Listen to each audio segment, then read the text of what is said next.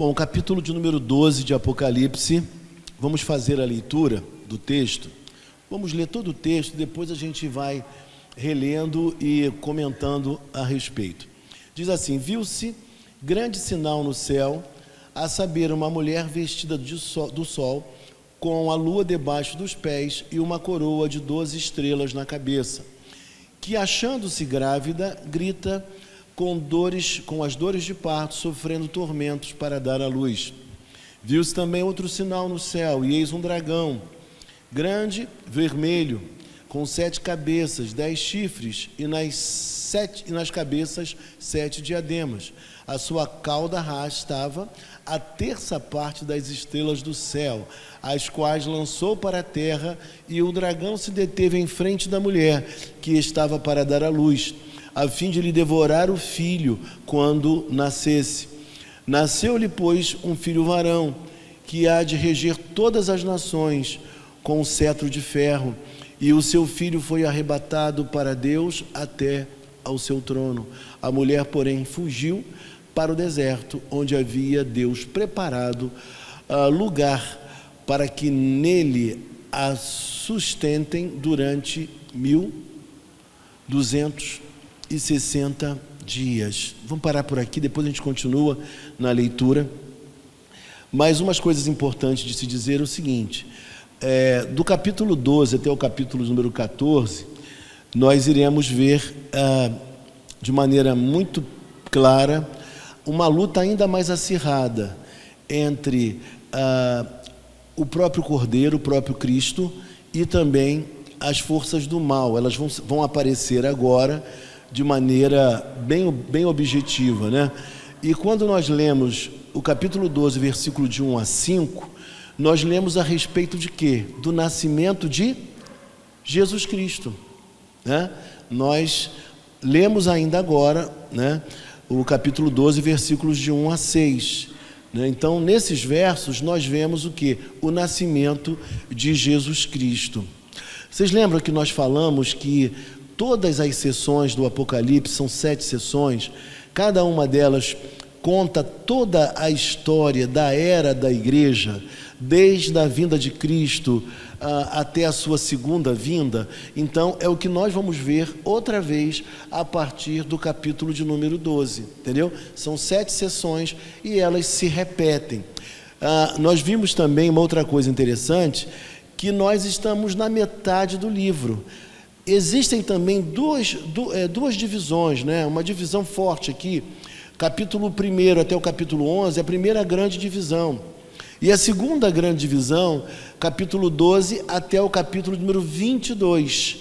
É uma outra divisão que também pode ser feita do livro. Então, nós estamos na metade do Apocalipse, né?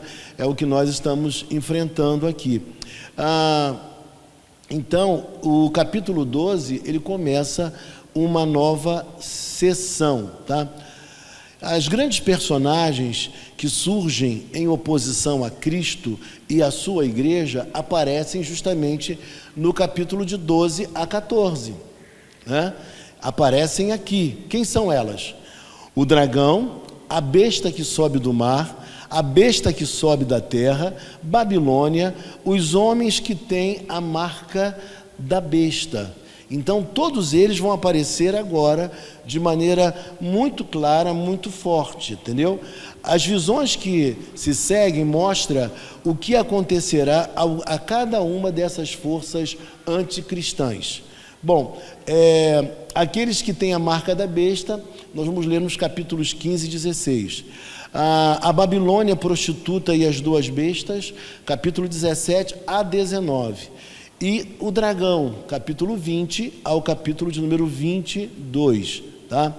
Tanto no capítulo 1 até o 11, e depois do 12 até o 22, o tema é o mesmo tema. Que tema é? A vitória de Cristo e de sua igreja sobre o dragão e os seus aliados, né? Então, toda a história do Apocalipse mostra essa peleja, essa luta constante entre o dragão, que a gente sabe que é o próprio inimigo, em luta contra Cristo e seus aliados. Só que nós temos uma grande notícia, uma boa notícia: Cristo é vencedor. Nós somos mais que vencedores. Ou seja, não há a menor possibilidade de nós sairmos derrotados dessa luta. Mas aqui João vai contar o que, na verdade, estava acontecendo no capítulo de número 12. Veja só, olha o que o texto diz: viu-se grande sinal no céu, a saber, uma mulher vestida do sol, com a lua debaixo dos pés e uma coroa de 12 estrelas na cabeça. Uma grande pergunta que muita gente faz é: quem seria essa mulher? Aqueles que são romanistas, né, eles acreditam que essa mulher é Maria. Eles pensam que é Maria. Mas quando nós lemos com maior atenção, com maior cuidado, a gente vê que não se trata de Maria, se trata da própria igreja. É uma figura da igreja. Assim como as duas testemunhas também, que nós já lemos, também é um símbolo da igreja. Os 144.000 também é um símbolo da igreja. A grande multidão também é um símbolo da igreja, né? São símbolos, são metáforas para a igreja, essas 4 representações. Aqui também a mulher é a igreja. Então é importante que a gente entenda isso. Vocês lembram lá de Gênesis capítulo 3, versículo 15?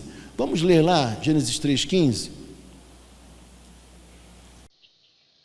Porém inimizade entre ti e a mulher, entre a tua descendência e o seu descendente.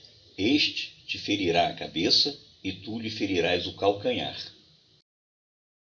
Correto. Outra coisa importante se dizer. Então, vamos repetir, só para a gente poder gravar. Eu falei para os irmãos que a igreja, a mulher é a igreja. Eu falei para os irmãos que também, quem mais? Os 144.000, a igreja, a grande multidão, a igreja, as duas testemunhas, a igreja. Então, quando nós olhamos para essa mulher aqui, muita gente se confunde e pensa que essa mulher é Maria, mas não é Maria. Essa mulher é uma figura para a própria igreja. Então, se trata da igreja. Uma outra coisa importante se dizer é que a igreja é uma só. É curioso que quando eu era de uma outra igreja presbiteriana, não era pastor ainda, eu era apenas seminarista, se eu não me engano, e eu ministrava uma aula, e numa aula eu cheguei e falei da igreja do Antigo e do Novo Testamento. E aí você não sabe o que aconteceu. Havia um irmão que já era, se eu não me engano, licenciado. Ele foi e falou: essa ideia é estranha. Eu nunca estudei isso no seminário. E olha que eu fiz o seminário da denominação, Seminário do Sul, né, lá no Meier, né, presbiteriano. E eu falei assim: olha, mas só que a teologia reformada, ela nos ensina que a igreja é uma só. Deus tem só um povo. Então, tipo assim, os eleitos do Antigo Testamento se chamam igreja. E os eleitos do Novo Testamento também é igreja. Então, a igreja é uma só. Deus tem um único povo. Deus não tem 2 povos. É um único povo, uma só igreja, né? E aqui o texto está nos dizendo justamente sobre isso. É uma casa, não é assim que a Bíblia fala? É uma casa, é uma vinha, é uma família, não é? É assim que a gente entende. Por exemplo, se eu perguntasse a você: quem é o nosso pai na fé? Quem você me diria? Alguém falou aí, mais alto: Abraão. Então o que acontece? Nós temos um pai na fé. Ele é pai do povo eleito do Antigo Testamento e é pai também do povo eleito do Novo Testamento. Não há o que dizer a respeito disso. Essa é a grande verdade. Quando a Bíblia fala da Nova Jerusalém, que a Nova Jerusalém desce do céu ataviada, é o povo de Deus, é a igreja de Deus, a igreja do Antigo e do Novo Testamento. Todos os salvos de todas as eras, de todas as épocas. É a Nova Jerusalém que desce do céu. Outra coisa importante, quando nós encontramos o símbolo no Apocalipse dos 24 anciãos, está falando de quê? Os 12. Então, 12 tribos de Israel e os 12 apóstolos, ou seja, é a igreja de Deus de todos os tempos, né? Uma outra coisa importante, antes da gente esmiuçar o texto, é que a igreja, ela pode ser um povo pequenino, um remanescente sofredor, mas na perspectiva humana, mas na perspectiva celestial, a igreja, ela é gloriosa. Não é verdade? É assim que a palavra de Deus nos fala sobre a igreja. A igreja, ela é gloriosa. Por que a imagem dessa mulher que está aqui no Apocalipse não fala de sol? Olha só para o texto bíblico, capítulo de número 12. Viu-se grande sinal no céu, a saber, uma mulher vestida do sol. Toda essa linguagem é uma linguagem simbólica, mas essa mulher é vestida do sol, porque o sol, ele é glorioso, e a igreja também é gloriosa, não é verdade? Então a igreja do Senhor, ela é gloriosa, ela é vencedora, e essa imagem tem essa simbologia de que a igreja é uma igreja gloriosa. Nós vemos também, o que fala a respeito da lua aí? O que fala? Diz assim, olha, veja comigo, com a lua debaixo dos seus pés, não é isso que está no texto? Por quê? Porque a igreja, embora não pareça, a igreja exerce domínio, a igreja exerce domínio, não é verdade? E sua tarefa é dar luz a Cristo, é o que a igreja faz, né? Então é o que nós temos visto aqui nesse texto. Olhando ainda para o texto de Gênesis capítulo 3, versículo 15, vocês leram, não leram? Ou não leram? Não? Então vamos ler de novo, bem alto. Porém inimizade entre ti e a mulher, entre a tua descendência e o seu descendente. Este te ferirá a cabeça e tu lhe ferirás o calcanhar. Essa mensagem é conhecida, você que estuda teologia, que gosta de teologia, ela tem ela é conhecida como proto-evangelho. O proto-evangelho é a primeira menção na Bíblia que nós encontramos, né, sobre a vinda do Messias, né? É um texto muito interessante que mostra de maneira muito clara essa luta. Quem é a semente, irmãos? Jesus Cristo, é o fruto do ventre, é Jesus Cristo. E quem é a mulher? Mais uma vez eu pergunto. A mulher é a igreja, né? A mulher é a igreja. Vamos prosseguir voltando para o capítulo 12 do Apocalipse e vamos continuar a leitura. E o texto diz assim, versículo 2: E achando-se grávida, grita com dores de parto, sofrendo tormentos para dar à luz. Ou seja, tudo o que aconteceu na história, tanto do povo de Israel, como na história da igreja, para que a geração bendita não chegasse até o nascimento de Cristo. Vocês lembram de tudo que aconteceu no Antigo Testamento? Eu não vou entrar agora em detalhes aqui, mas vocês devem saber que Deus veio preservando essa semente santa para que finalmente Jesus Cristo viesse, né? Vocês devem lembrar da passagem, por exemplo, que Abraão, ele quase que oferece quem em sacrifício? Isaac, né? E aí o que aparece ali? Aparece o quê? Um cordeiro, tá certo? Ajuda aí, Alfredo. E aí surge o cordeiro. Ali aparece um nome, né? No qual Deus se revela: Jeová Jiré, o Senhor proverá, né? Ou seja, não precisaria, embora tenha sido obediente, não precisaria sacrificar Isaac. Por quê? Porque o próprio Deus proveu um cordeiro, né? Ou seja, preservando aquela linhagem que chegaria até a pessoa de Jesus Cristo, o Salvador de cada um de nós. E aí o texto fala para a gente assim, olha, diz que outro sinal no céu, e eis um dragão. Quem é o dragão? O dragão é o próprio Satanás. Grande, mostra o que? Grande, que ele tem poder. Não é o mesmo poder de Deus, mas ele tem poder. e fala também na cor vermelha. Vermelha nos lembra o quê? Opa, Vera Lúcia falou. Repete, Vera Lúcia. Sangue. E se fala em sangue, nesse sentido, sabe o que está querendo dizer? Fala de quê? Ele tem poder para impingir sofrimento, dor, morte, né? Então, o diabo veio para matar, roubar e destruir. Ou seja, essa é a sua missão, esse é o seu grande anelo, o seu grande desejo, não é verdade? É isso que ele tem como objetivo. E aí o texto nos diz que esse dragão, como é que ele é? Ele tem 7 o quê? 7 cabeças. Por que 7 cabeças? Referem-se essas 7 cabeças ao seu domínio mundial. Quando nós lemos lá em Efésios, por exemplo, fala sobre isso, né? Depois fala em Efésios 6,12, na armadura também de Deus, fica mais claro ainda essa situação. Então, ele terá um domínio mundial, ele tem um domínio mundial. E a gente sabe que quanto mais chegar próximo ao momento final, ele vai se voltar através das suas legiões, das nações contra a igreja, com muita força, com muita ira, com muita raiva. É o que vai acontecer. Ele vai estabelecer um propósito cruel contra a igreja.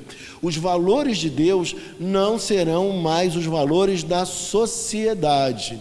A palavra de Deus será parcializada, crescerá de maneira muito substancial ideias liberais contra a palavra de Deus. Então, o que acontece? Irão flexibilizar as escrituras sagradas, que já acontece hoje, mas vai acontecer de maneira mais intensa no final dos tempos, né? É isso que vai acontecer aqui. Ele tem 10 chifres, é o que o texto fala para nós, né? O que significaria isso? Falam do poder destrutivo de Satanás. Ele tem um poder destruidor, né? É o que o texto fala. E aqui o texto vai nos dizer ainda, né? Diz aqui, e nas cabeças 7 diademas. O que isso tem a ver, né? Diademas. Diademas são, na verdade, coroas, são grinaldas que os vitoriosos nas competições antigas, nos Jogos Olímpicos da Antiguidade, eles recebiam como símbolo de vitória, né? Mas, no caso de Satanás, são suas pretensas vitórias, são as suas aparentes vitórias, são vitórias circunstanciais, mas nunca definitivas.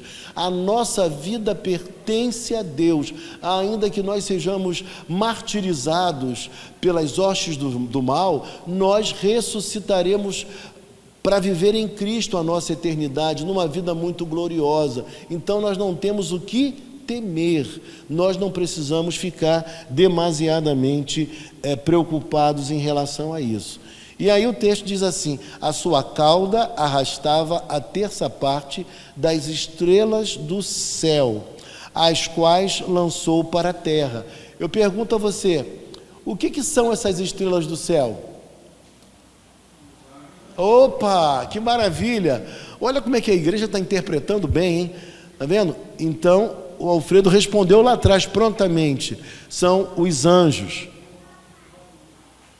E por que são os anjos? Porque a linguagem aqui, toda ela é uma linguagem simbólica, não é verdade? É uma linguagem simbólica. A terça parte quer dizer que ele arrastou um vasto número, uma quantidade significativa, um vasto número. Esses espíritos, na verdade, são espíritos maus, né? O grande objetivo de Satanás é destruir o próprio Cristo. Só que ele já perdeu, ele já foi vencido, ele já foi completamente superado. E aí, quando a gente observa na sequência, a Bíblia diz assim para nós: a sua cauda arrastava a terça parte das estrelas do céu, as quais lançou para a terra. E aí, quando o texto fala que ele lançou as estrelas para a terra, esses demônios e tudo mais, na construção aqui do texto, vai nos dar uma ideia que ele teve aqui a grande derrota dele, né? Ele sempre é perdedor, ele vai sempre perder. E aí o texto diz que o dragão se deteve em frente da mulher que estava para dar à luz. Ou seja, ele vem contra a igreja, mas a sua intenção prioritária é destruir quem? Cristo. A sua intenção era destruir Cristo. Quando Cristo é crucificado, ele pensa que Cristo perdeu. Só que ele se enganou completamente. A morte de Cristo na cruz foi a nossa grande vitória, né? Foi a grande vitória de Cristo. Foi quando ele morre na cruz e depois ele ressuscita. E aí o texto nos fala que ele está em frente à mulher com uma intenção, com um objetivo muito claro, e esse objetivo é destruir a Cristo. Mas o texto fala assim para nós: a mulher que estava para dar à luz, a fim de lhe devorar o filho quando nascesse. O filho é o próprio Senhor. Nasceu-lhe, pois, um filho varão, que há de reger todas as nações com cetro de ferro. Vocês lembram lá de Isaías, né? Isaías fala disso, do reinado de Cristo, né? Então é um texto muito precioso para nós. E aqui nós encontramos no Apocalipse a mesma realidade, que esse que nasceria da mulher, ele regeria as nações, né?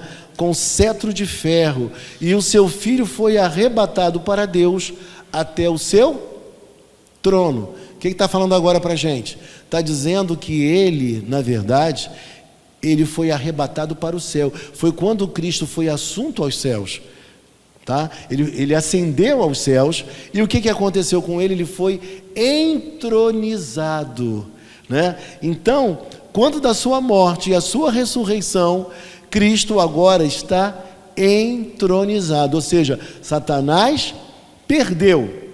Ele tem os seus seguidores, ele não tem mais eficácia nas acusações que ele exercia contra os santos. Vocês lembram, por exemplo, da passagem de Jó, né? O que o texto nos fala? O que ele faz? Quem lembra aí? Me ajuda aí. Lembra da passagem de Jó? Sim, mas quando ele vai até a presença de Deus, ele acusa, porque diabo significa acusador, não é verdade? Então, ele era o acusador dos irmãos, ele acusava as pessoas. E quando Cristo desfere o golpe mortal na cruz sobre Satanás, por isso nós lemos lá Gênesis 3,15, né? Nós falamos no início, o que acontece? Ele ainda continua a nos acusar. Só que as suas acusações perderam a sua eficácia. Não tem mais eficácia. E é por isso que o texto diz que ele foi arrastado para a terra, né? A terça parte, a sua cauda levou a terça parte para a terra. Ele não tem mais a mesma prerrogativa de acusar os irmãos. E outra coisa importante de relembrar, nós estudamos já aqui diversas vezes que esse tempo é o tempo no qual o diabo, o inimigo, ele está amarrado. Não amarrado porque ele não tenha nenhum poder, mas o seu poder está cerceado. E se seu poder está cerceado, a igreja tem toda a condição de evangelizar, de arrebanhar pessoas para Cristo, de pregar o evangelho, porque ele não tem mais condição de enganar as nações. Se nós pregarmos o evangelho, o Espírito Santo atuar sobre as pessoas se converterão. Então nós temos essa condição hoje de fazer isso. E aí o texto nos diz que o seu filho foi arrebatado para Deus até o seu trono. A mulher, porém, fugiu para o deserto, onde lhe havia Deus preparado lugar para que nele a sustentem durante 1260 dias. Esse período todo é uma linguagem simbólica também, é o período da era da igreja. desde a primeira vinda de Cristo e a sua ascensão até a sua segunda vinda. Então, é o período da igreja, querendo dizer que Deus protege a sua igreja durante toda a era da mesma. Durante toda a era da igreja, Deus está a proteger a sua própria igreja. Nós não temos o que temer, nós estamos guardados por Deus e protegidos por Deus. E aí o texto fala para nós assim: preparado lugar para que nele a sustentem durante 1260 dias. Ele está dizendo para nós que Deus protege a sua igreja agora contra as investidas de Satanás. Uma vez que ele perdeu no seu intento de tirar a vida de Jesus Cristo, de destruir Jesus Cristo, ele parte para a noiva, ele parte para a igreja. Ele viu que ele não pôde com Jesus Cristo. E ele pensa que ele pode contra a igreja, ele vai contra a igreja, com toda a fúria, com toda a raiva, usando de todas as estratégias para derrubar a igreja, para destruir as igrejas. Para destruir a igreja. Por esse motivo, irmãos, a tentação que você sofre, que eu sofro, é oriunda de Satanás. As perseguições que a igreja sofre são artimanhas de Satanás para destruir o povo eleito. Só que ele não tem poder para destruir o povo eleito. Ele é um derrotado. E aí, no versículo 7 em diante, vai falar para nós de uma peleja que acontecerá, que aconteceu no céu. Veja comigo. Houve peleja no céu. Miguel e os seus anjos pelejaram. Miguel, nós sabemos que ele é quem lembra? Um arcanjo, ou seja, é um grau, de superioridade, Arcanjo, ele é o anjo principal, É um anjo de grande poder, e ele luta, Quem pode ler para nós versículo de número 7 até o versículo de número 9? Houve peleja no céu. Miguel e seus anjos pelejaram contra o dragão. Também pelejaram o dragão e seus anjos. Todavia não prevaleceram, nem mais se achou no céu o lugar deles. E foi expulso o grande dragão, a antiga serpente, que se chama Diabo e Satanás, o sedutor de todo o mundo. Sim, foi atirado para a terra, e com ele os seus anjos. Está vendo? Então, está falando de uma luta celestial, entre as forças de Deus e as forças do inimigo. E o texto fala o quê? Que mais uma vez ele perdeu, ele é derrotado. E aí, quando nós lemos lá em Judas, versículo 9, lembra de Judas? Judas 9 diz o seguinte, olha: contudo o arcanjo Miguel, quando contendia com o diabo e disputava a respeito do corpo de Moisés, não se atreveu a proferir juízo infamatório contra ele. Pelo contrário, disse: o Senhor te repreenda. Toda essa linguagem do Apocalipse, como eu falei, é uma linguagem simbólica. Agora observe você uma coisa. O versículo 9 de Judas nos mostra uma realidade que está completamente diferente do que acontece hoje nas igrejas.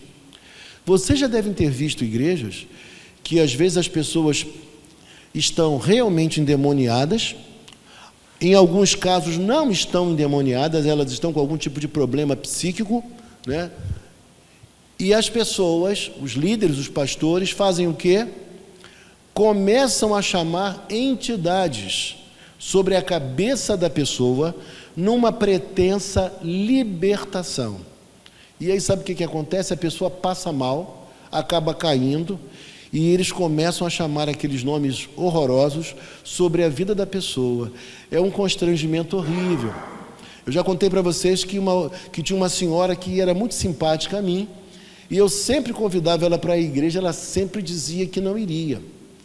E eu ficava assim, puxa vida, eu acho que, não sei o que está acontecendo, essa senhora é simpática a mim, ela diz que vai à igreja qualquer hora comigo, e ela nunca vai. Aí um dia, finalmente, ela foi à igreja comigo. Aí viu o culto, assistiu o culto, cantou, louvou a Deus. Quando acabou o culto, ela virou-se para mim e falou assim: Carlos Henrique, eu vou te explicar porque eu nunca aceitava o seu convite. Eu falei: por quê? Eu fui um dia numa igreja, não vou dizer o nome da igreja aqui, mas eu fui numa igreja e me chamaram lá na frente. Quando eu cheguei lá na frente, os líderes lá, os pastores, começaram a chamar um monte de coisa ruim na minha cabeça, com a mão na minha cabeça, e me rodavam de um lado para o outro. Eu já tenho uma certa idade, e eu me desequilibrei e caí no chão. E quando eu caí no chão, eles continuaram ainda a gritar na minha cabeça e falar aquelas coisas todas. Eu fiquei completamente perturbada. E quando você me chamou para ir na sua igreja, eu pensei assim: será que eu vou viver a mesma experiência? Será que vai ser igual? Então, quando a gente ouve ou assiste na televisão, entre aspas, né, o inimigo sendo entrevistado, o inimigo ganhando ibope, as pessoas desconjurando com palavras horríveis, xingando quase, né, o inimigo, né? A gente lê esse texto e a gente observa que no versículo de número 9 ele diz: pelo contrário, disse o Senhor te repreenda. Não houve entrevista, não houve nada disso, não é? Então veja o trauma que pode ser gerado numa pessoa que vai a uma igreja que não é uma igreja bíblica e que faz esse tipo de manipulação. Então, como a nossa irmã leu, houve peleja no céu, né? E nessa peleja, o que aconteceu? As forças de Deus, mais uma vez, foram vencedoras, porque Deus sempre é vencedor. E aí, o versículo 10 nos diz o quê? Quem pode ler para nós? 12:10.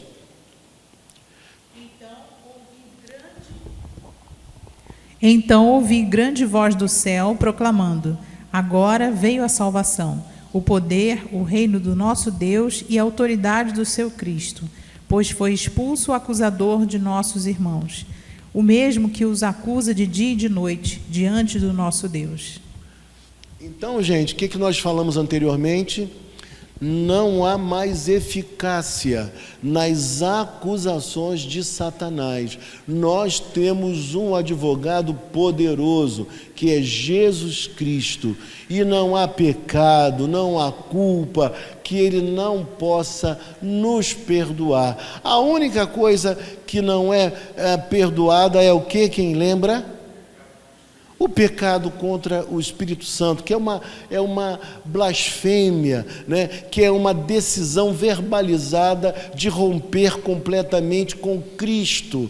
Mas o pecado mais feio, mais horrendo que possa ter sido cometido, uma vez que a pessoa peça perdão, o que acontece? Essa pessoa será perdoada. Não é o que diz o texto para nós? É o que diz a Bíblia. Então Satanás perdeu o seu lugar de acusador, né? O que eu quero dizer é que ele continua a acusar, só que a sua acusação não tem mais eficácia, é o que a palavra de Deus nos diz. E aqui o texto vai mostrar que agora nós somos salvos. Olha só o que o texto diz, olha só o que é proclamado no céu: agora veio a salvação, o poder, o reino do nosso Deus e a autoridade do seu Cristo. Ou seja, toda a autoridade, todo o poder lhe foi dado no céu e na terra. Muito bem, Milena. Então o que acontece? Ele é aquele que tem o poder de dar vida nova, de perdoar os pecados. Versículo 11: eles, pois, o venceram por causa do sangue de Cristo. Veja que a linguagem é simbólica, queridos. Olha só que coisa interessante. Mas nós estamos protegidos, nós estamos guardados. Porque o que o texto está falando para nós? Que o sangue de Cristo, esse sangue de Cristo está sobre a nossa vida, não é verdade? Então, eles, pois, o venceram por causa do sangue do Cordeiro. A nossa vitória não está em nós mesmos, a nossa vitória não está na nossa capacidade, nas nossas habilidades e destrezas, mas a nossa vitória está porque nós vencemos através do Cordeiro de Deus, do seu sangue que foi derramado pela minha vida e pela sua vida também, e por causa da palavra do testemunho que deram. e mesmo em face da morte, não amaram a própria vida. O que ele está falando aqui? Ele está falando sobre os mártires. Os mártires também que não recuaram, que não retrocederam e que por amor a Cristo, fidelidade a Cristo, eles perderam a vida. Eles não tiveram medo de enfrentar a morte por causa da sua fé. Eles também são vencedores. Eles venceram a Satanás. Satanás não teve poder contra eles, né?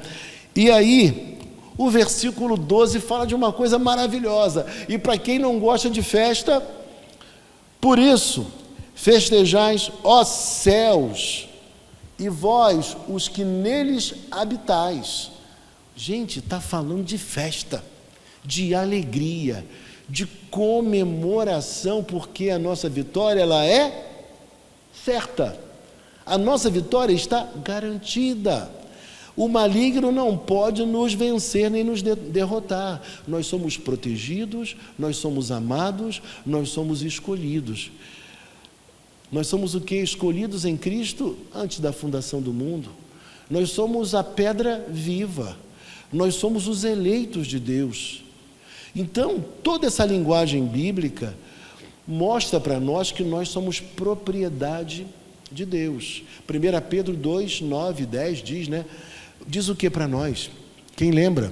Vós, porém, sois raça eleita, sacerdócio real, nação santa, povo de propriedade exclusiva de Deus, a fim de proclamar as virtudes daquele que vos chamou das trevas para a sua maravilhosa luz. Então, nós somos povo dele, nós somos sua propriedade. Então, nós estamos garantidos, tranquilos, que a nossa vida ela é regida pela pessoa bendita de Jesus Cristo.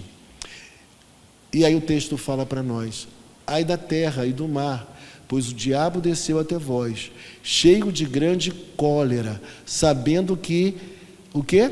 Que pouco tempo lhe resta. O que quer dizer aqui? Quem vai me ajudar? Sim, tem a ver com a vinda de Cristo. Esse texto mostra para nós algo muito precioso, gente. Olha que coisa espetacular. Ele pode vir com cólera, ele pode vir com tremenda raiva, mas nós temos uma certeza, que nós seremos preservados por Deus. Outra coisa importante dizer aqui, ele vem com muita cólera, mas o texto diz que falta pouco tempo para ele. E sabe aquela pessoa que sabe que já perdeu? Já viu aquela história do bandido que foi descoberto e agora ele aponta os demais, né? Os demais para que todo mundo vá para a cadeia com ele, né? Não é assim que acontece? O corrupto, daqui a pouco ele faz uma delação premiada e começa a contar todo mundo que também foi beneficiado, né? Ou seja, ele quer arrastar todo mundo com ele, que ele sabe que ele está frito.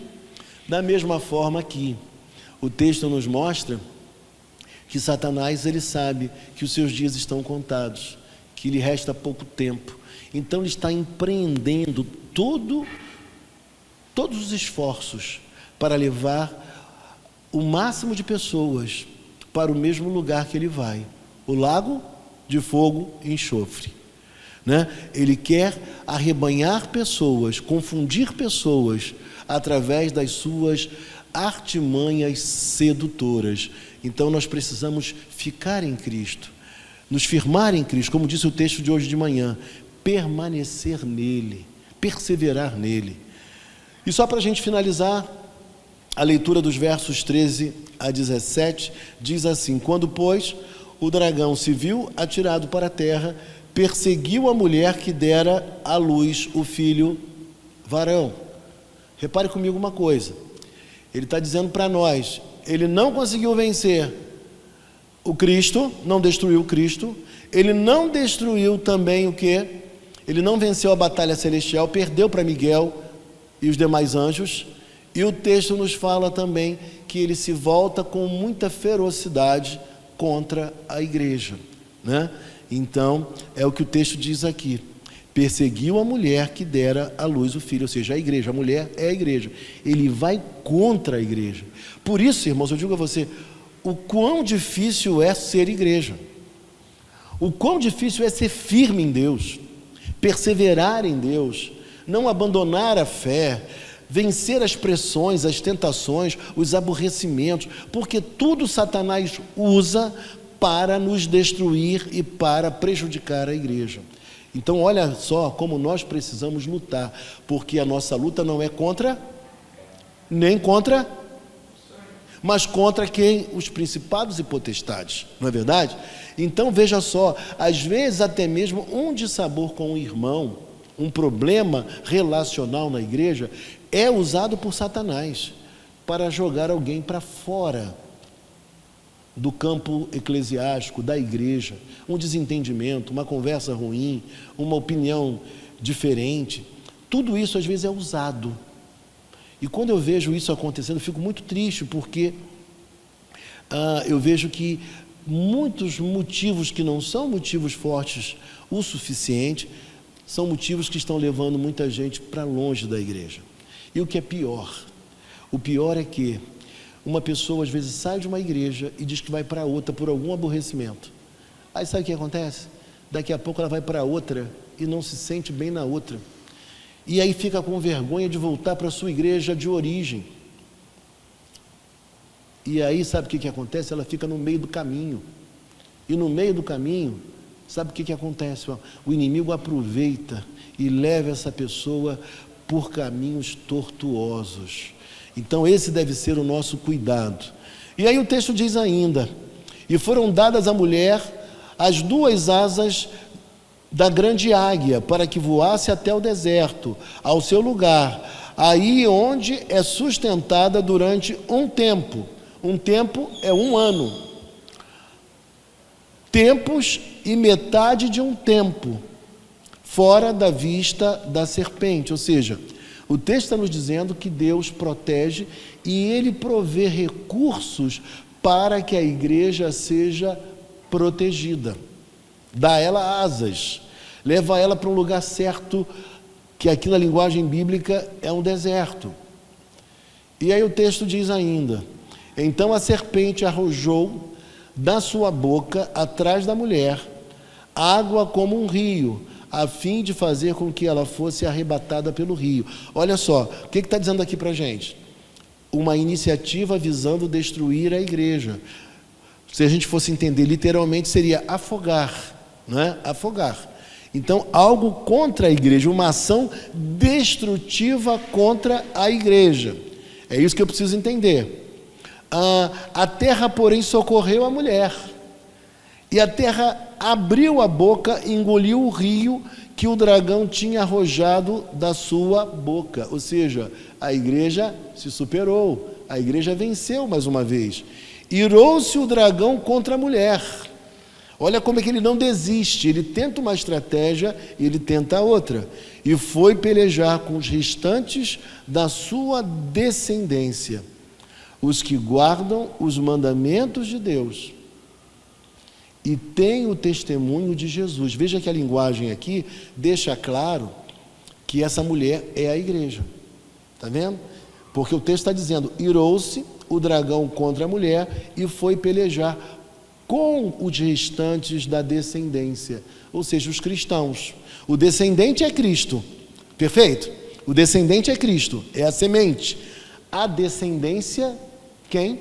A igreja, os cristãos, nós, os cristãos. E aí o texto diz, quem são eles? Olha só como especifica, e dá para a gente entender que se trata da igreja. O texto fala: os restantes da sua descendência, os que guardam os mandamentos de Deus, que a palavra de Deus diz que os mandamentos não são penosos, né?